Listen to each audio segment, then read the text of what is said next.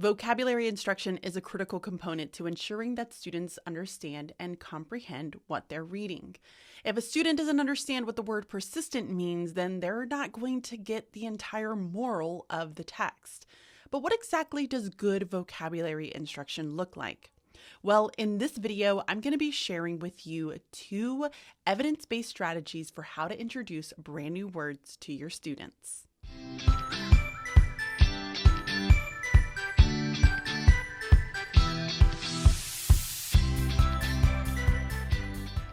Right before I left the classroom, I had a group of 4th grade students where vocabulary was a big challenge for them.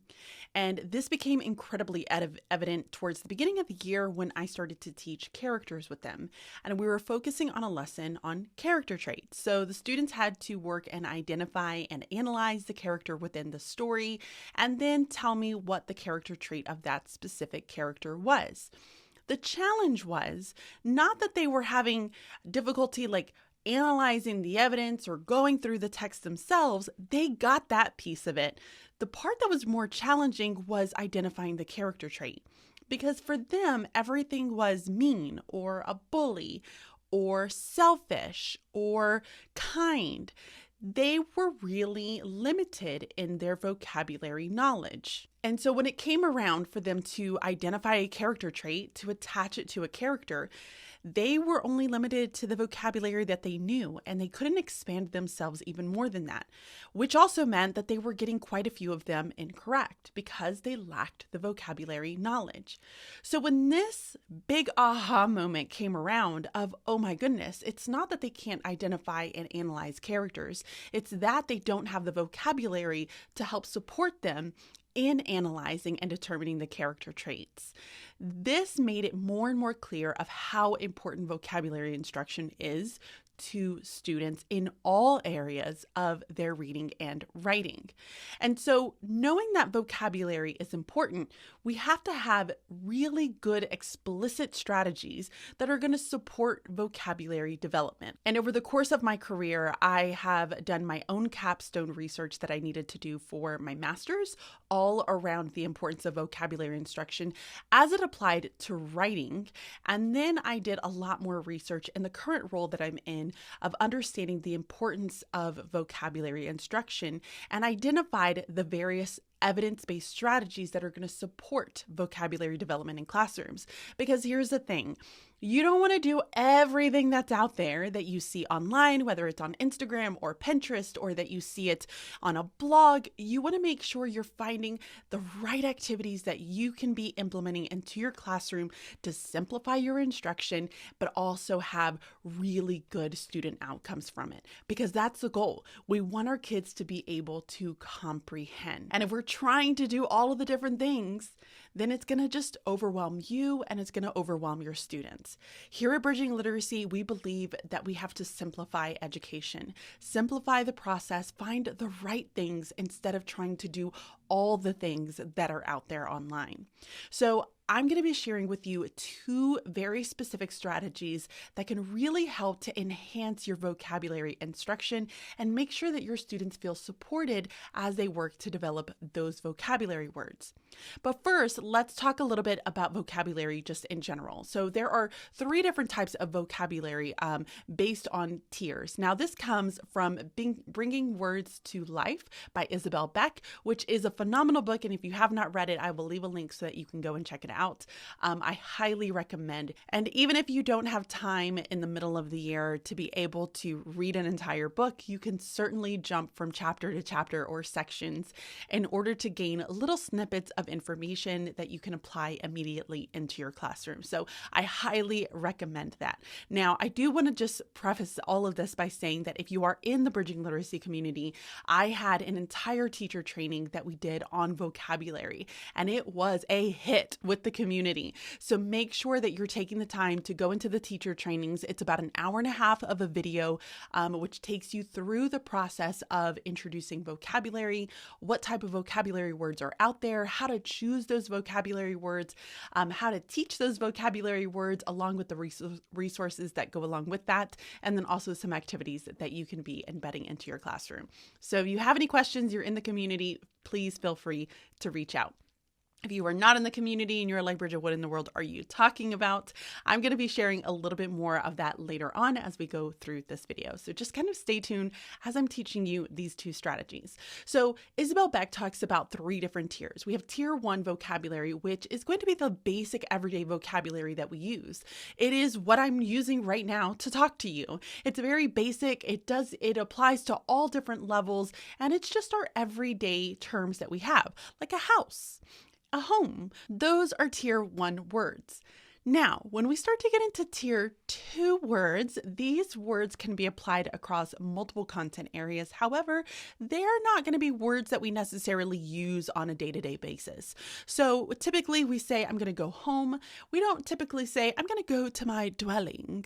No, we don't typically talk that way. So dwelling is going to be a tier 2 word, and that's going to be a more rare word that has a synonym to a tier 1 word, but not in all cases. So don't get me wrong there. And these tier 2 words are going to be the ones that are the most ideal to help teach students, because tier 2 words are going to be what they identify as they're going through and working through their reading, they're answering questions. They're a little bit more challenging. We just don't use them in our everyday language. And then we're going to have the tier 3 words.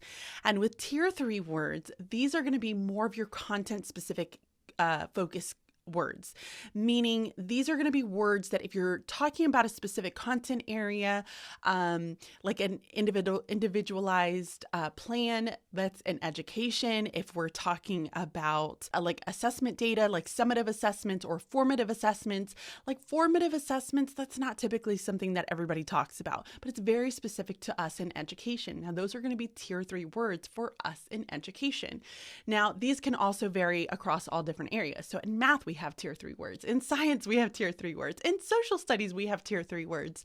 And so they're going to be very specific as students are working within those content areas, but it does not apply to other content areas. So that's the difference between tier 2 and tier 3 words. Tier 3 words live in their little domains, and then tier 2 words can travel between them. So you might see those words very commonly within social studies and science and math and reading and all of these areas. And so when we're introducing words to our students, we want to focus on that tier 2 section, because these are the words that are typically the most challenging for students to understand. So we have our tiers of words, but then we also have words that we acquire. Now we have words that are taught to us explicitly, meaning somebody tells us the words, we have practiced with those words to be able to transfer them into our long-term memory. But then we have something called incidental words. Incidental words, we're going to acquire a lot of words through incidental pieces. And this is through conversations. This is with watching videos or reading different books. We just soak up and learn incidental words. Now, there is a crazy statistic out there. I wish I could tell you exactly what it is, but it says something to the extent of like, we learn like 3,000 words in a year. There is no way in this earth that a teacher can teach 3,000 words within a school year. And so a lot of that happens through that incidental practice, because we're utilizing and modeling that vocabulary and exposing them to materials that have really rich vocabulary words in them. And then we have words that we teach them explicitly. And these are going to be the words that we utilize these 2 evidence-based strategies for, okay? And so the first one is just an explicit strategy. I wish I had like a fancy name for it. There's no fancy name for it. But I will tell you that if you look online, whether it is Anita Archer or Isabel Beck or the Marzano method, all of the vocabulary words that you're going to see out there that literacy leaders from all across the world are utilizing have a really similar framework to them. And so I took these frameworks, kind of collected them, looked at the similarities between them, and really tried to condense it down into a very simplified format that you can immediately take this back and start implementing this with your kids. Now, it doesn't need to be fancy. You don't need to have slides. You don't need to have all of the little fancy gadgets, anchor charts, and all of that to go with it. I'm going to be very honest. I was that teacher that if you give me a book, you give me some chalk or a white dry erase marker, I could go to town teaching a lesson. So really make this about working for you as an educator and identifying your own way and craft and implementing this strategy for students. So let's get started with talking about explicit instruction. And what does that specifically look like when it comes to vocabulary? Well, I have a planning sheet to help kind of guide you through what this looks like. Now, if you are within the community, you have total access to this sheet along with all of the other resources that I'm going to be sharing with you in this video. If you are not a part of the community, we would love to have you. There are no strings attached. You can cancel at any time, but you will be able to gain access to all of the resources that you're going to see here, along with professional development and then explicit support with helping you be able to simplify your literacy block and your writing block, make planning so much more easy for you, and providing you with the professional development that helps to support your instructional decision making as a teacher. So this is truly a community for ensuring that you feel supported when you're in the classroom, but also giving you the tools that will help to support you along the way. So if you're interested in joining the community, you can go and check the link out in the description, and it's going to head over to sharing a little bit more about what we do. And if you have any questions, you can leave it in the comment section. So let's take a look at this planning sheet itself and get an idea of what are those components that we need to have within our vocabulary lessons. So this is the vocabulary planning page that you're going to see here. Now, there's not a lot of parts that go along with this. There are 6 pieces total that you want to consider when introducing brand new vocabulary words. And so this is a great way for, as a teacher, that if you don't want to have some fancy PowerPoint or anything like that, then you can very easily plan out each of your vocabulary words. Now, I am going to tell you that I recommend introducing no more than, I would say, 5 to 6 vocabulary words for the week. And a lot of the core programs that are out there have about 12 to sometimes 20 vocabulary words. And that is just too much in order to explicitly teach how to understand the meanings of these words and provide your students with practice, which is something that they have to have.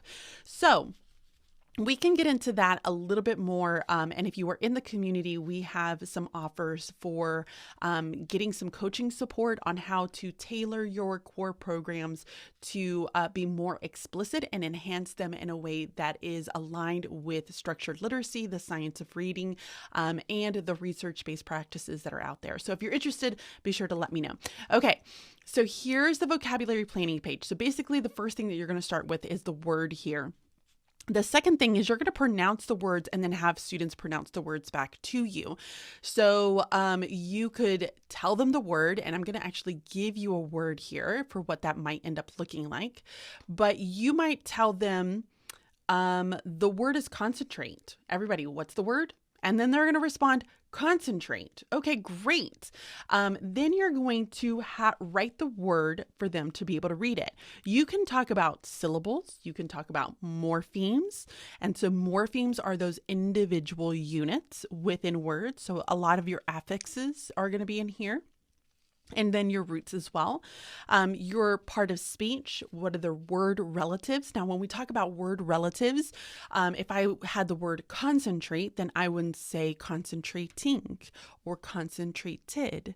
Like, you might have some variations here for students to be able to develop the connection. And I think that this is key for students because they need to understand the relatives that are happening with that vocabulary word. And it's also helpful that if your vocabulary word is in past tense, because that is the way it's in the text, then you are able to give them all the variations that are over here.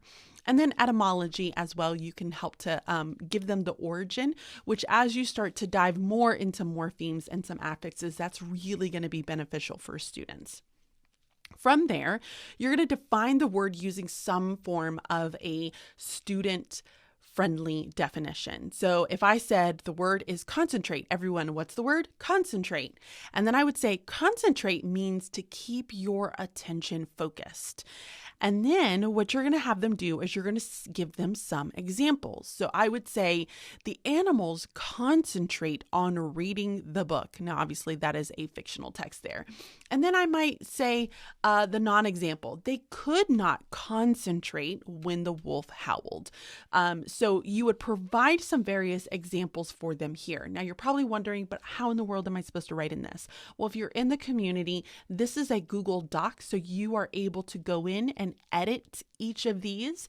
That way you can have it saved inside of your Google Drive and you don't have a ton of paper that you're dealing with. But we also have a printable version with much wider boxes in there. But I thought that this would be beneficial for you, that if you're watching this video, you can get a really good snapshot of what this entire process looks like. And then you're going to have students turn and talk about the word and develop a connection by giving them another example. So with a partner, I want you to turn to your partner and tell them about a time when you really had to concentrate. That's giving them that practice. Then you're going to have them assess their understanding by giving either like a yes, no, a true, false. You want them practicing. So you might say, look at this image here. Do they look like they're concentrating right now? Yes or no? And you could say yes, or you can say no, and then always tie it back to the definition. No, they're not concentrating because they're not keeping their attention focused on whatever it is that you're showing them. So you would give them some different examples and then give them the correct answer. Have them turn and talk to use it inside of a sentence, and then you're going to provide some opportunities for reviewing vocabulary words. And this piece down here is key because we have to provide explicit opportunities to review and allow students to practice with those words.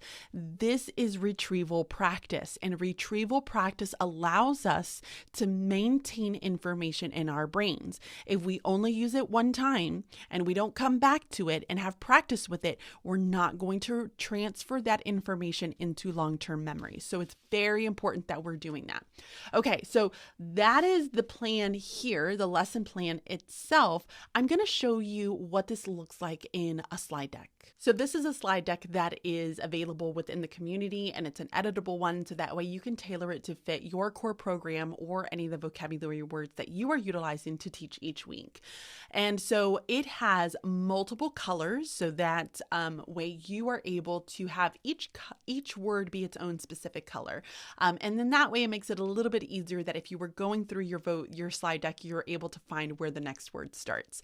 So at the very beginning of the week, you are going to have all of your vocabulary words already identified and with a student-friendly definition. Again, going back to, you need to have something student-friendly. And the example that you're going to see here is leered. Now, the reason I chose this word is because one of the resources that we have within the community are going to be context clues vocabulary task cards. Wow, say that 5 times real fast. So these task cards allow students to be able to practice with vocabulary words. And so I just ended up picking one of the task cards and then use that task card in order to build the slide deck that you're going to see here. So each of those is going to be in there. So if I have this vocabulary word, I would have all of my examples ready to go. And the first thing that I would do, going back to that planning page that I showed you earlier, is that we're going to give a definition, we're going to give some relatives, we're going to have them practice saying it, we're going to have them practice hearing it. All of those little modes that we want them to have are going to be in there. They're going to see it, they're going to hear it, they're going to say it. It's all going to be there.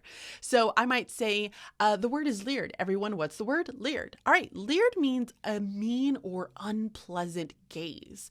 And there are some word relatives that we can look at. Leer, leered, leering, leers. All of these have that same meaning of unpleasant or a mean gaze. And so you're going to get them practicing with that and telling their partner what the definitions are, because we want them to have more opportunities to practice, which is so very important.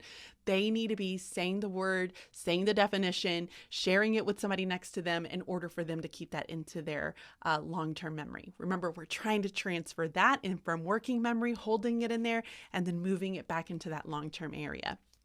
From there, after you give that student-friendly definition, you're going to do some examples. So you're going to share some examples of what that might look like. And within the examples, I like to give pictures at times. So you don't have to have pictures for all of them. You can just do some sentences, especially if it's a vocabulary word that you might find a little bit challenging to find some of the images. But in this one, you are going to see there's an example and then there's a non-example. And on each of the slides, it all has the word, the vocabulary word, along with the meaning. So leered, a mean or unpleasant gaze. The little girl is leering at someone because she is looking at them in a very mean way. So we can tell that because the eyebrows are furrowed. She's got her eyes scrunched a little bit. And so you can have conversations about what that means. And then the non-example. This child is not leering at the other one. Why do we know this? Well, because they are not looking at somebody in a mean or unpleasant way. They're actually being really nice to each other. They're playing, they're looking back and forth. Like, it's perfect. Like, that's a great non-example. But then we want to give them more examples, especially if it's going to be some form of a word that might have some various examples. The word poisonous comes to mind.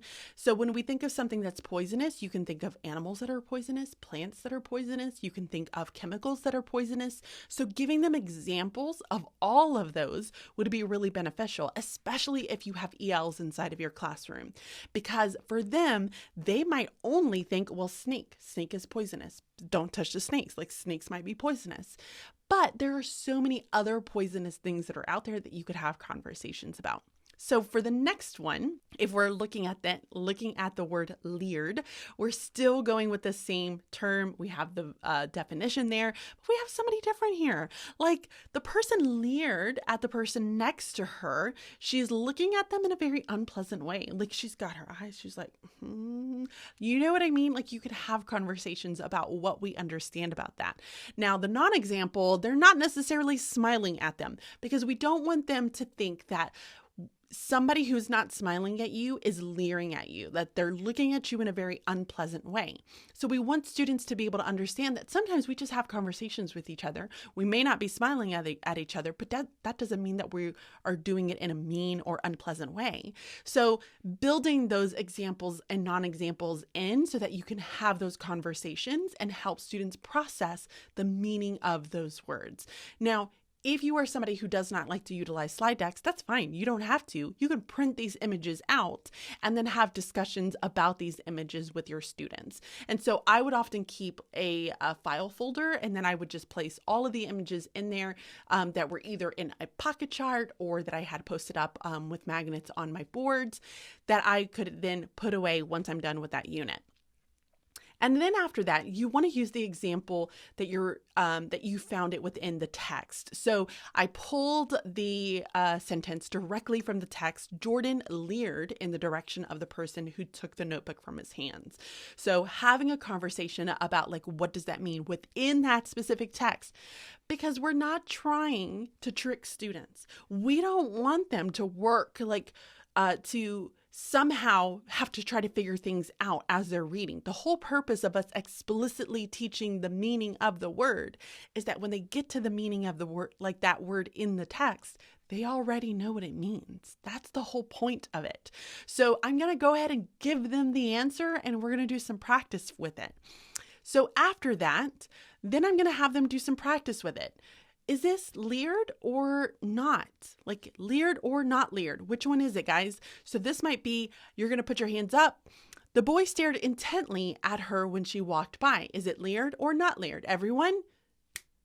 Leered. Okay, great. Then hand up, and I'm going to hold it up because I want my students to be quiet and listening. The girl made eye contact with the teacher when she was talking. Is it leered or not leered? Everyone? Not leered. Okay, perfect. So then you keep going through and providing them with that practice. Afterwards, I would have a sentence stem that they could utilize. I leered at someone when We've all had moments where we've given people like a little look. So we can build conversations around that. And so you can have students turn and talk and share a time when they've leered at somebody or someone has leered at them. Another thing you can do is give them color codes with partners. And those color codes with partners that you're going to see in this slide says, tell someone why someone might leer in your direction. Like, what is the feelings that are associated with that, or why somebody might do that, and have conversations about that. Again, we're just trying to process and understand the meaning of that vocabulary word. After that, there are 3 different options for how you can extend this learning. So a 4 square is a great method of helping students be able to process their understanding. So you can provide them with a 4 square that they can either glue inside of a notebook. Maybe they just do it on a paper. They take a picture, they put it up to inside of your LMS, whatever you might want students to do. You could also have them work within a semantic feature analysis, which is one of my favorite things ever. And you can have them build associations around those vocabulary words. And they could do these in groups as well. You can have it on chart paper, post it up, allow them to go back and work within smaller groups to be able to process and understand that word even more. And then finally, you can do some form of a concept mapping with definitions or extra associations, word associations that they might have with that vocabulary word. So once you've done this, and this might seem like a lot, but it goes quick. Okay, I want to make sure you know that. If you are introducing these words, no more than 10 minutes. You can either, and this is some different options for you here because you're probably thinking, oh my gosh, this is way too much.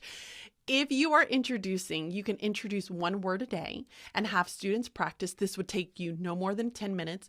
Or if you were in a situation where I had about an hour and 10-ish minutes, maybe 15 minutes with my students to teach reading and writing, I spent an entire day on vocabulary. So we would read the text, we would ask and answer questions, and we would do vocabulary and sometimes summarizing. And so that was the focus of that specific day. And we would then get into the remainder of the week where we would have opportunities to practice. They might have some stations that they can do with vocabulary. Or they would be able to do it within like a warm up. So I built in extra practice opportunities throughout the week, but I had one day where I explicitly taught everything. So you could either break up the words and have certain groups do certain words with these semantic feature or the 4 square, and have them each present those if you would like to be able to build it in that way. But again, I wouldn't do any more than like 5 or 6 words because it just gets to be too much for students to be able to handle. So that leads me into the next strategy. So for this next strategy, you're probably thinking, wait a second, but I still have to teach these words because I have an assessment that I have to give at the end of the week. I have to take a grade on that and report it to my grade book. I got you, okay? Not every word has to be taught explicitly. Now, there are a lot of things that kind of go into selecting the right words to choose to teach explicitly, but other words can simply be fast mapped. So you have explicit instruction, which I just showed you, and then we have something called fast mapping. And fast mapping is exactly what it sounds like. It's like quickly mapping it in the brain in order for students to understand what the meaning of that word is. So if we go back to the word concentrate, there's a few things that happened. I would say, hey, guys, in this book, this word right here, the word is concentrate. Say that word for me, concentrate. Concentrate means to keep your attention focused. Alice had to concentrate when tying the knot. What's the word, everyone? Concentrate. Done. That is it. That's all that happens with fast mapping. I say it, they say it, I give a definition, an example, and they say it again, and we move on. Fast mapping, the entire purpose of it is because students might have some understanding of that word.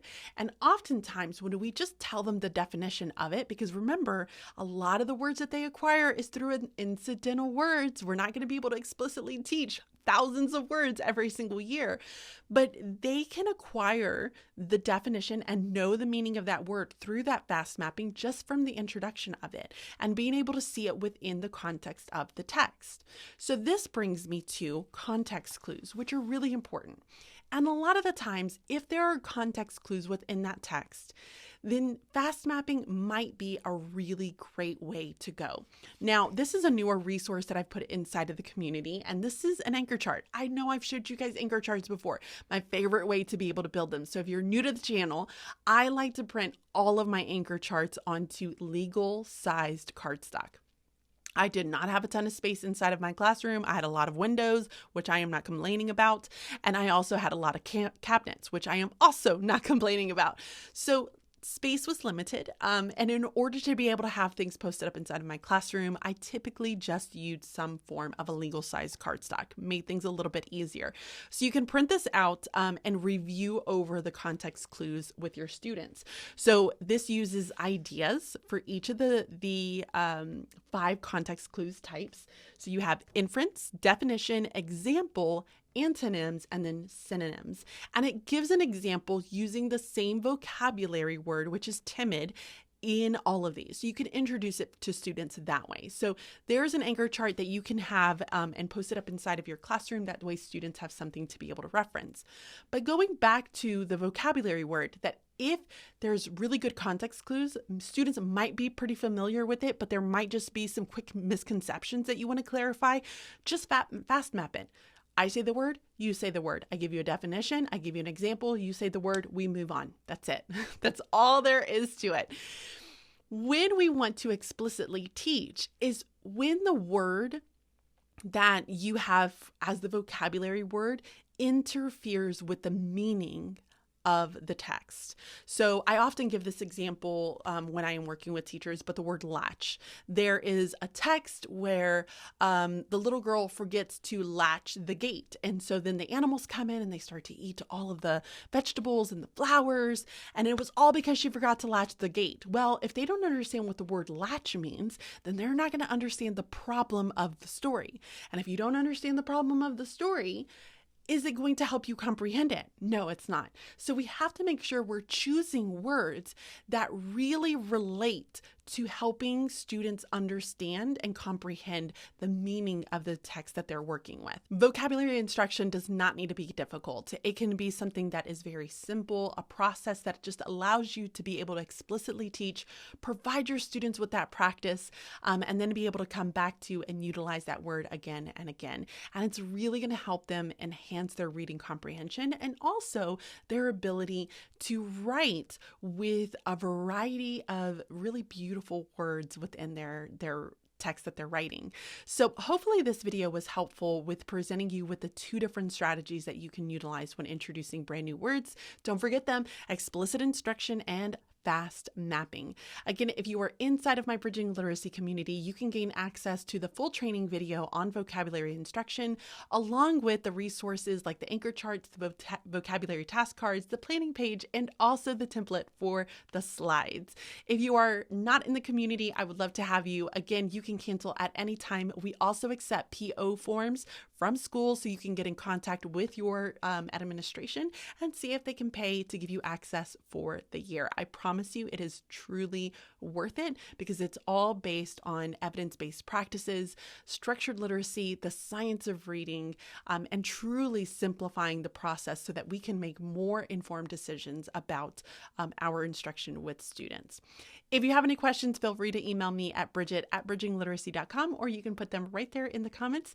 Thank you guys so much for watching. If you have not already, can you please, just really quick, give the video a thumbs up? It would really help me be able to get out to other teachers out there.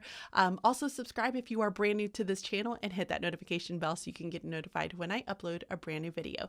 I will be back next week with some activities for how to practice and continue that practice with vocabulary words. See you then. Bye.